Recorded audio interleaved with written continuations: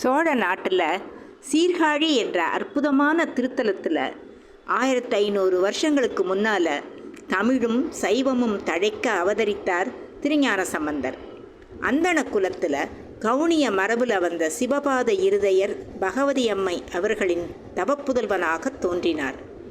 3 வயது பாலகனாக அப்பாவுடன் ஒரு நாள் கோயிலுக்கு போனார். குழந்தைய கோயில் குளத்தங்கரையில் உட்காத்தி வச்சுட்டு அப்பா குளத்துக்குள் இறங்கி நீருக்குள் மூழ்கி மந்திர உச்சாடனம் பண்ணிக்கிட்டு இருந்தார். கொஞ்ச நேரத்தில் அப்பாவை காணலைன்னு குழந்தை அழ ஆரம்பித்தது. கண்ணிலிருந்து முத்து முத்தா நீர் வழிய பிஞ்சு கைகளை பிசைந்தவாறு அம்மே அப்பா என்று குழந்தை அழுதவுடன் சகல ஜீவராசிகளுக்கும் அம்மையப்பராக விளங்கும் சிவபார்வதியர் இறங்கி வந்தனர். இறைவன் இறைவியுடன் குழந்தைக்கு பால் கொடு என்று சொன்னதும் உலக மாதா தன் பாலுடன் சிவஞானத்தை குழைத்தெடுத்து கொடுத்தாள். கொஞ்ச நேரத்தில் கரையேறிய சிவபாதர் குழந்தை வாயில் பால் வடிகிறத பார்த்து யார்கிட்ட பால் வாங்கி சாப்பிட்டாய் என்று கேட்டு கோபத்துடன் கையை ஓங்க, அதோ என்று கோபுரத்தின் மேல்தளத்தில் பெரிய நாயகி உடனான தோணியப்பரை சுட்டிக்காட்டி தோடுடைய செவியன் என்று தொடங்கும் திருப்பதிகம் பாடினார் திருஞான சம்பந்தர். அந்த அதிசயத்தை கேள்விப்பட்டு அடியவர்கள் கூடி வந்து வாழ்த்தினர். தினமும் அடியவர்கள் புடைசூழ பல கோவில்களுக்கு சென்று பதிகங்கள் பாடினார். திருக்கோலக்காவில் இறைவன் திருஞான சம்பந்தரின் பிஞ்சு கைகள் தாளமிட்டு நோகாதிருக்க 5 எழுத்து பொறித்த பொன்தாளம் கொடுத்தருளினார். திருத்தலங்களுக்கு போகும் பொழுது குழந்தையை சிவபாத இருதயர் தம் தோளில் சுமந்து செல்வது வழக்கம்.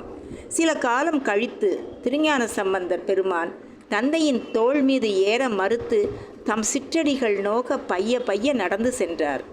அருட்குழந்தையின் தளிர்பாதங்கள் வருந்த நடந்து வருவதை கண்ட இறைவன் திருநெல்வாயில் அறத்துறையில் முத்துச் சிவிகையும் முத்துப்பந்தரும் கொடுத்தருளினார். பிள்ளைக்கு 5 வயதில் உபநயனம் செய்வித்தார்கள். உபதேசம் செய்த குருமார்களின் ஐயங்களை போக்கி எல்லா மந்திரங்களுக்கும் தாயகம் பஞ்சாட்சரமே என்று துஞ்சலும் துஞ்சலில்லாத போதும் என்று துவங்கும் பஞ்சாட்சர பதிகம் பாடினார் திருஞான சம்பந்தர். பாணர் குலத்தை சேர்ந்த திருநீலகண்ட யாழ்ப்பாணரும் அவரது மனைவி மதங்க சூளாமணியும் திருஞான சம்பந்தரிடம் வந்து சேர்ந்தனர். அவர் செல்லும் இடங்களுக்கெல்லாம் அவர் கூடவே சென்று அவரது பதிகங்களுக்கு பண்ணமைத்து யாழில் வாசித்தனர். திருநாவுக்கரசர் பெருமானும் திருஞான சம்பந்தர் பெருமானும் இணைந்து பல திருத்தலங்களை தரிசித்து வந்தனர். திருமறை காட்டில் கோவிலின் நுழைவாயில் கதவு அடைபட்டு கிடந்தது. திருஞான சம்பந்தர் கேட்க திருநாவுக்கரசர் பதிகம் பாடி கதவு திறந்தது. பிறகு நாவுக்கரசரின் வேண்டுகோளுக்கு ஏற்ப திருஞான சம்பந்தர் பாடி கதவு அடைத்து கொண்டது. இருவரும் திருமறைக்காட்டில் இருந்தபோது பாண்டிய நாட்டு அரசி அனுப்பிய தூதுவர்கள் வந்து பாண்டிய அரசன் சமண மதத்தை சார்ந்ததால் சைவ சமயம் தழைக்க அங்கு வரவேண்டுமென்று திருஞான சம்பந்தரை வேண்டினர். சமணர்களின் கொடுமைகளை அறிந்த திருநாவுக்கரசர் நாளும் கோளும் சரியில்லை என்று தடுத்தபோது கோளறு பதிகம் பாடி அவரை சமாதானம் செய்து பாண்டிய நாட்டிற்கு சென்றார் திருஞான சம்பந்தர். கொடிய சமணர்கள் அவர் தங்கியிருந்த மடத்தில் தீ வைத்தனர். ஆளுடைய பிள்ளை பையவே சென்று பாண்டியர்க்காகவே என்று பாட மன்னனை கொடிய வெப்பு நோய் பற்றியது.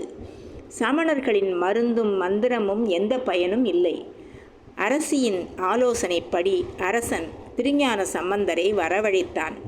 மந்திரமாவது நீரு என்ற திருநீற்று பதிகம் பாடி திருநீரு பூச மன்னனின் ஜுரம் குணமடைந்தது. ஆத்திரம் கொண்ட சமணர்களே அனல்வாதம் புனல்வாதம் இரண்டிலும் வெற்றி கொண்டார் சம்பந்த பெருமான். புனல்வாதத்திற்கு ஏட்டில் வாழ்க அந்தணர் என்ற பாடலை எழுதிய சம்பந்தர் வேந்தனும் ஓங்குக என்று பாடிய போது கூன் பாண்டியனின் உடல் ஊனம் நீங்கி நிமிர்ந்து நின்ற சீர் நெடுமாறன் என்ற பெயரும் பெற்றான். பிறகு ராமேஸ்வரம் உள்ளிட்ட பாண்டிய நாட்டு திருத்தலங்களை தரிசித்த பின் சோழ நாட்டிற்கு திரும்பிய சம்பந்தர் பெருமான் மேலும் வடக்கே சென்றார். திருக்காளஹஸ்தி, திரு ஆலங்காடு, திருவொற்றியூர் தரிசித்த பின் திருமயிலை அடைந்தார். திருமயிலையில் கொஞ்ச காலத்துக்கு முன்னால் பூம்பாவை என்ற பெண் வாழ்ந்து வந்தாள். அவளது தந்தை சிவனேசர் அவளை திருஞான சம்பந்தருக்கு திருமணம் செய்து கொடுக்க வேண்டுமென்று விரும்பியிருந்தாள். ஆனால் விதிவசத்தால் அந்த பெண் நாகம் கடித்து இறந்து விட்டாள். சிவனேசர் அவளது எலும்புகளை ஒரு கலசத்தில் இட்டு வைத்திருந்தார்.